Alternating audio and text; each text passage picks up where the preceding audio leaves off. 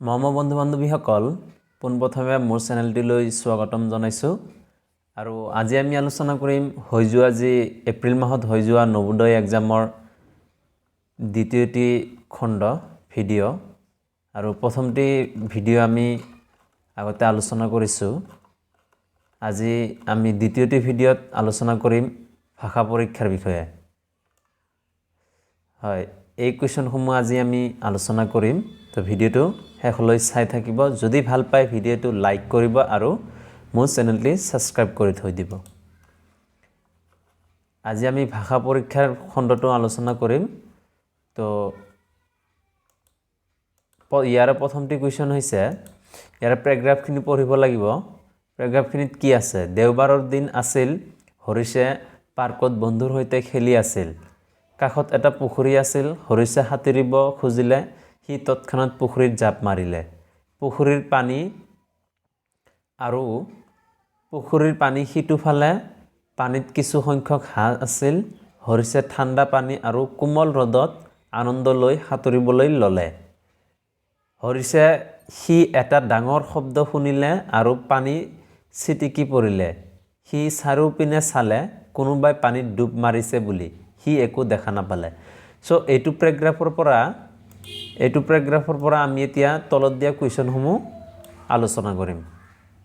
প্ৰথমে আমি এইটো পেৰাগ্ৰাফ ভালকৈ পঢ়ি ল'ব লাগিব, তাৰপিছত কুৱেশ্যনসমূহ আমি খুব সহজে পাৰিম। চাব, ইয়াতে কৈছে হৰিছে পাৰ্কত ডেছ সৈতে খেলি আছিল। হৰিছে পাৰ্কত কাৰ সৈতে খেলি আছিল? ইয়াতে খুব ধুনীয়াকৈ দিয়া আছে, বন্ধুৰ সৈতে খেলি আছিল। হয়, হৰিছে পাৰ্কত বন্ধুৰ সৈতে খেলি আছিল। ইয়াতে খুব সুন্দৰকৈ দিয়া আছে, হৰিছে পাৰ্কত বন্ধুৰ সৈতে খেলি আছিল। খুব সহজ প্ৰশ্ন।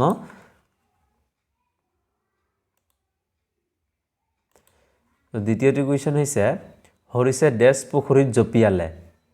হৰিছে পুখুৰীত কিয় জঁপিয়ালে? সাঁতুৰিবলৈ জঁপিয়ালে। সাঁতুৰিবৰ কাৰণে জঁপিয়াইছিল হৰিছে। ইয়াৰে দ্বিতীয়টি কুৱেশ্যন হৈছে, তৃতীয়টি কুৱেশ্যন, বতৰ আছিল ইয়াতে অলপ গৰম। যি বতৰৰ কথা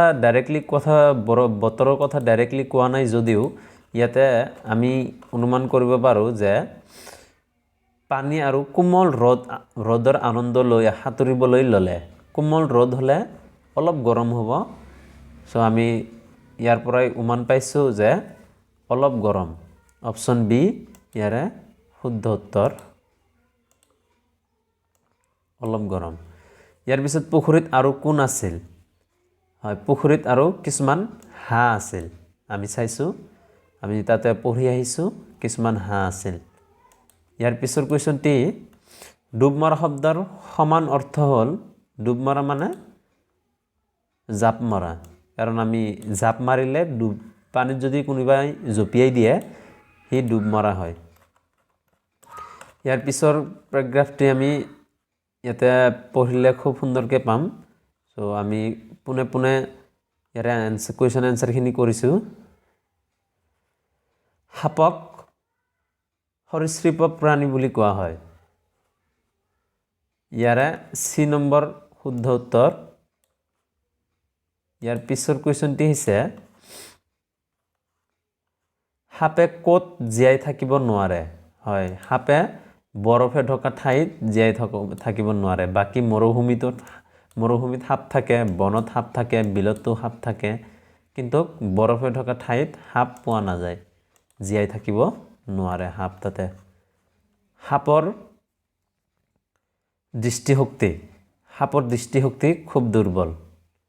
ইয়াৰে এইটো দৃষ্টিশক্তি দুৰ্বল। সাপৰ দৃষ্টিশক্তি দুৰ্বল। অপশ্যন ডি শুদ্ধ উত্তৰ। 69 নম্বৰ কুৱেশ্যনটি হৈছে, সাপক ক্ষতিৰ পৰা ৰক্ষা কৰে। কিহে ৰক্ষা কৰে? ছালে ক্ষতিৰ পৰা ৰক্ষা কৰে সাপক। ইয়াৰে অপশ্যন বি শুদ্ধ উত্তৰ হ'ব। ইয়াৰ পিছত 70 নম্বৰ কুৱেশ্যনটি হৈছে, 70 নম্বৰ কুৱেশ্যনটি, জীৱিত শব্দৰ অৰ্থ হ'ল? জীৱিত শব্দৰ অৰ্থ জীয়াই থকা। হয়, জীয়াই থকা হৈছে জীৱিত শব্দৰ অৰ্থ।